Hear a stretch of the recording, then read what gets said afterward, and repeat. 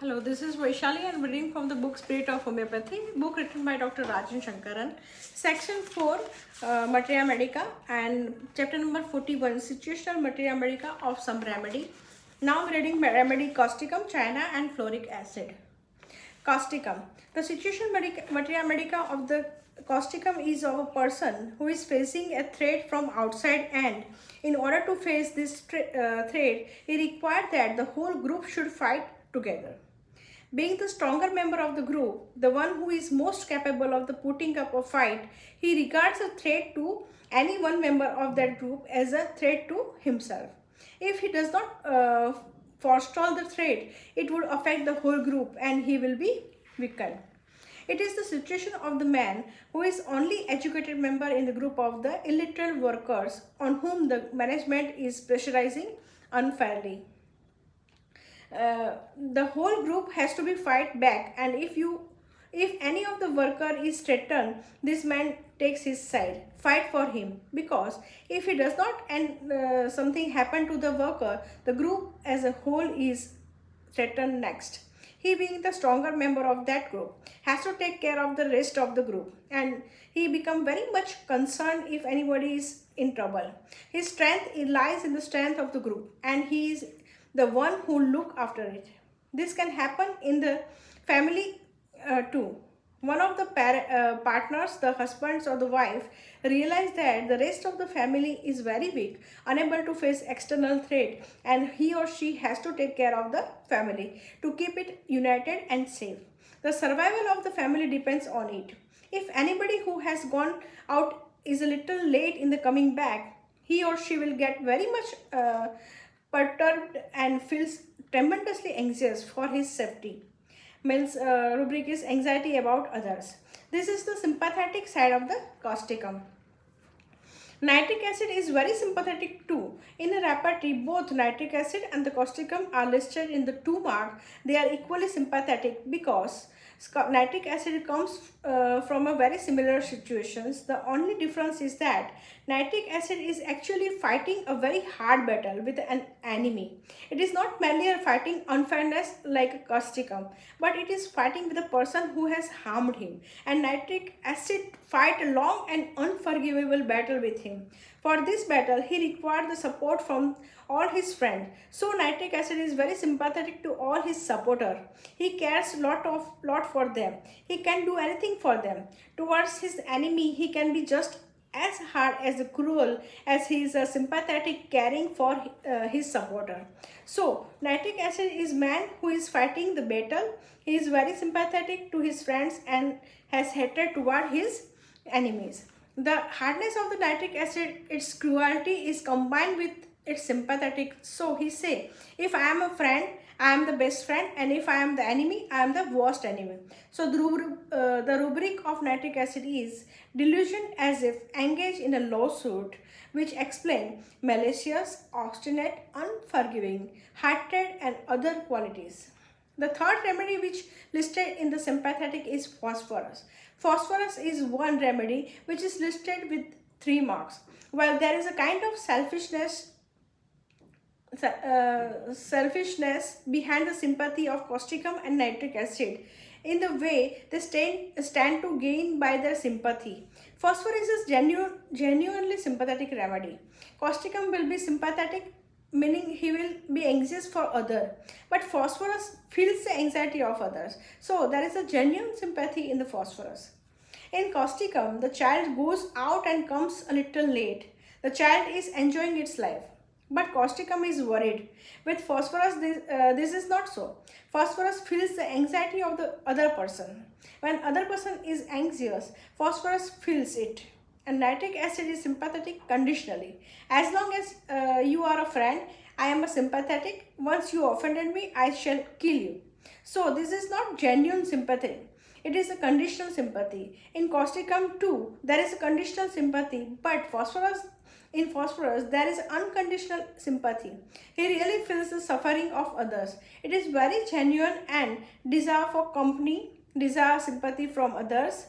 It is not so much the case in the nitric acid or the causticum. They do not desire company or sympathy as phosphorus does. Phosphorus has got genuine give and take relationship, like one who can make friends and very quickly. You can communicate with the phosphorus very easily, not so easily with nitric acid and causticum. Both will take care of you, but you cannot have a good communication with causticum and nitric acid. Now second is China. China is the man who had an ambition to do something, to make a fortune, to make a living like a sulfur or legacies.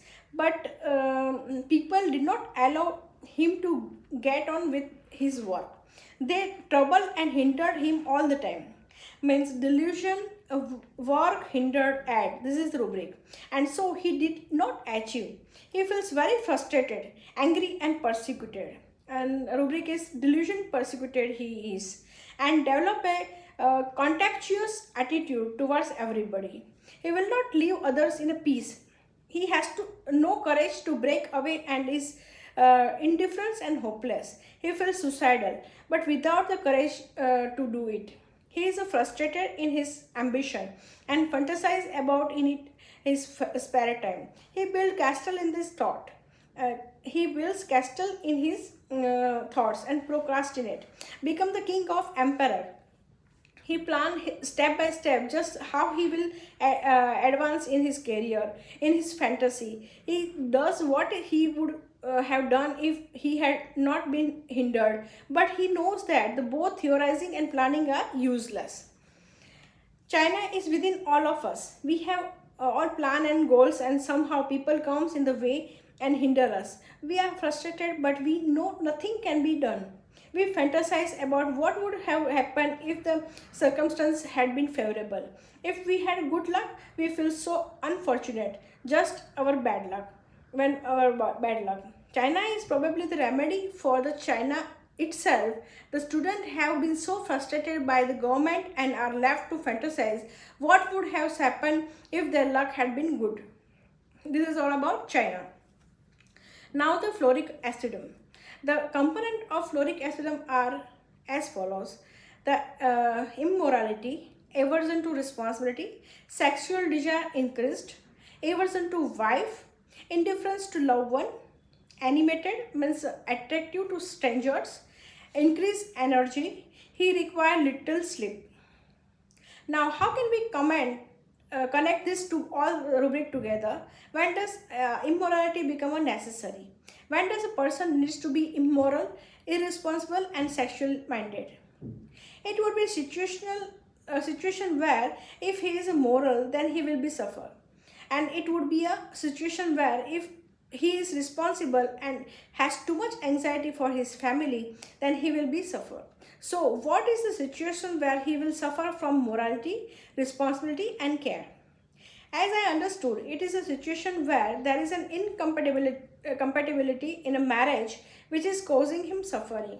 He needs to break away from this marriage. Therefore, he needs to become irresponsible. He needs to become immoral. He needs to increase his sexual drive. He needs to talk pleasantly to stranger and at the same time become indifferent to his own family. This state will enable him to break away from this incomplete marriage or relationship. Therefore, if we read the rubric in the synthetic laboratory, delusion, marriage must be dissolved and delusion, betrothal must be broken. We find the flouric acid under this rubric. So, a flouric acid situation is one of an incompatible relationship. Now, an important factor to remember is please do not look for cause in a patient. If you see the flouric acid patient, do not think that he should necessarily have an incomplete relationship, or if anybody or anyone has an incomplete relationship, please do not prescribe flouric acid. You have to only bear in mind that a remedy could be understood better if we try to understand the causative factor and the picture which develop from it. It only helps us to understand the materia medica of different remedy in a much better and easier way by trying to logically connect the component of each remedy. Like for instance, in a veratrum alp case, we show a patient behaving as if he was a king, though he had become a pauper, as a king who had lost his social position. He is a person who actually has not lost anything and he has no need to behave in this way. He required veratrum alb since he reacted unsuitably and out of proportion to the existing situation. When the cause does not exist, the state becomes even more characteristic. But the seed of the situation, which caused the state of the remedy originally, has been created somewhere in the earlier generation. This is the transmitted as a root into the subsequent generation. For instance, in the veratrum alb case, we can understand that somebody in his earlier generation must have lost his social position and created the veratrum alb state. This state has subsequently been transmitted as a root into that patient. Often such a history can be traced out. Even remedy originally comes from such state created by the early generation. Such a cause need not necessarily be found in the patient, but the totality of the patient's symptoms indicate that he behaves as he is reacting to a particular cause or cause for the survival uh, in a particular situation. If we understand the particular situation, the whole picture of the remedy becomes very clear, and we can also very easily differentiate the remedy. This idea I have called the situational materia medica, understanding a remedy through the original situation in which the state could have been caused.